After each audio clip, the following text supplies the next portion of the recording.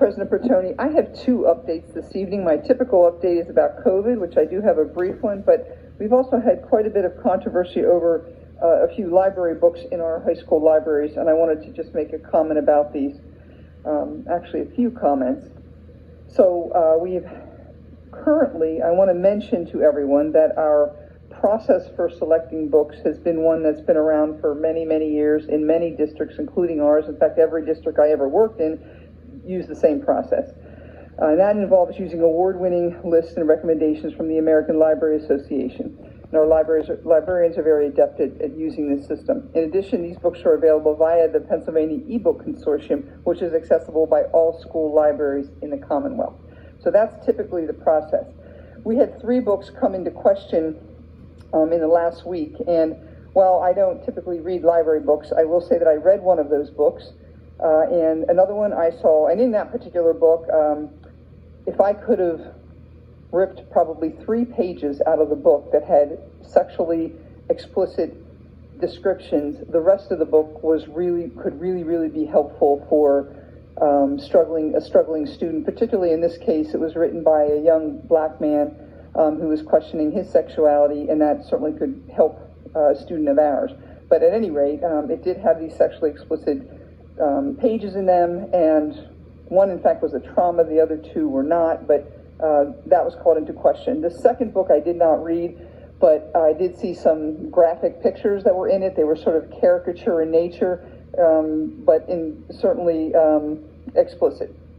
The third book, I also didn't actually even see this book, but anyway, there was certainly some, I saw just a particular piece of it, so it's totally out of context, but the piece I did see had some sexual verbiage that was just vulgar. So I get why people were upset by these 3 books, and I think they searched to find such books, and while they were only, at this point in our West Library, they usually are slated to go to all of our libraries, but we just stopped at it, as soon as we found it, we just stopped it, pulled those books to see what the concern was.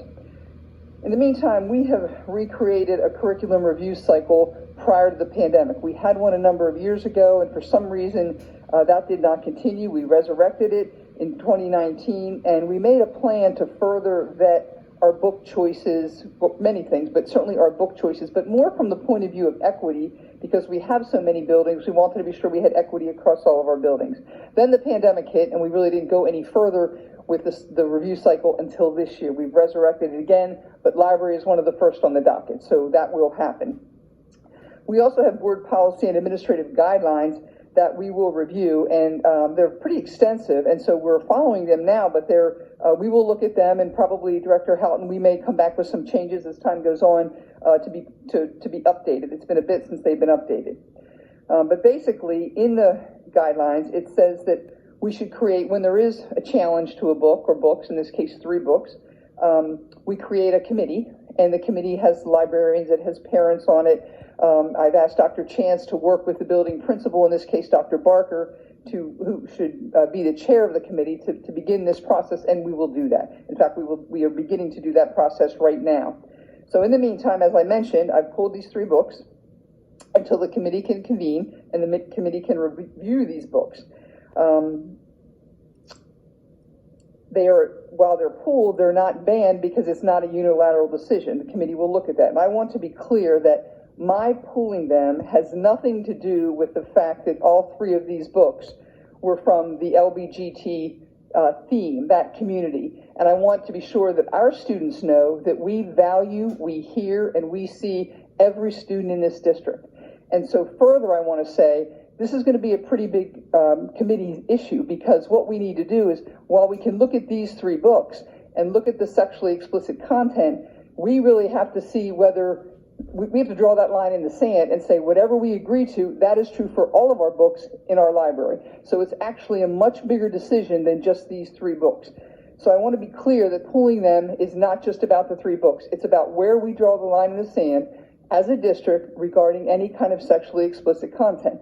And I think as we review that, it's going to be a bit eye-opening.